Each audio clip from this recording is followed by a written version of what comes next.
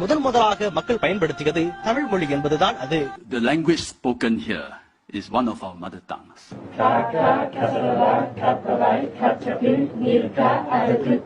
தமிழ் மொழியானது உலகில் உள்ள அனைத்து மொழிகளுக்கும் தாய்மொழி என்று கூறுவதுதான் சிறப்பானது. இந்த உலகம் தமிழை ஏன் இப்படி கொண்டாடுகிறது? தமிழ் மொழியை மட்டுமல்ல, தமிழரின் வாழ்வியல், கலாச்சாரம், பழக்க வழக்கங்கள் எல்லாவற்றையும் இந்த உலகம் உற்று நோக்கக்கூடிய காரணம் என்ன?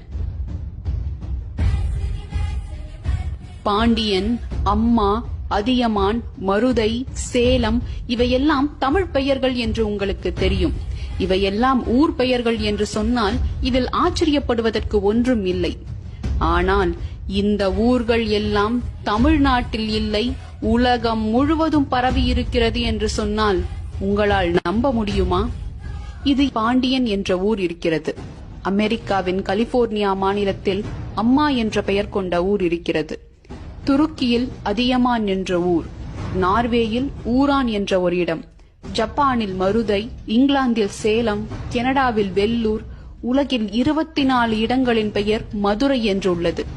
இப்படி உலகம் முழுவதும் 46,000த்திற்கும் மேலான ஊர்கள் தமிழ் பெயர் கொண்டு இருக்கிறது என்று சொல்கிறார் கடல்சார் தமிழ் ஆய்வாளரான ஒரிசா பாலு அவர்கள். இவையெல்லாம் தற்செயலாக அமைந்ததோ அல்லது அந்த மொழிக்கும் தமிழுக்கும் உண்டான ஒளி ஒற்றுமையோ இல்லை. இதற்கான பதில் தமிழரின் கடல் வழி பயணங்களில் இருக்கிறது. உலகில் எங்கெல்லாம் ஆறுகள் கடலில் கலக்கின்றனவோ அங்கெல்லாம் ஊர் பெயர்கள் தமிழை தாங்கி நிற்கின்றன. தமிழர்கள் கடல் பயணங்களின் மூலமாக இந்தோனேஷியா, பப்புனியூகினியா, ஹவாய் வழியாக தென் அமெரிக்கா, வட அமெரிக்காவிற்கும், ஆஸ்திரேலியா, நியூசிலாந்து வழியாக பெருநாட்டிற்கும் சென்று சோழி, முத்து, லவங்கம், மிளகு, மஞ்சள் போன்றவற்றை வாணிபம் நடத்தியதோடு அங்கே தங்களது கலாச்சாரத்தையும் பதித்துள்ளனர். ஆம், இன்று நாம் அதிக லாபம் தரக்கூடிய தொழில் என்று பேசிக் கொண்டிருக்கும் ஏற்றுமதி தொழிலை அன்றே நம் முன்னோர்கள் செய்திருக்கிறார்கள்.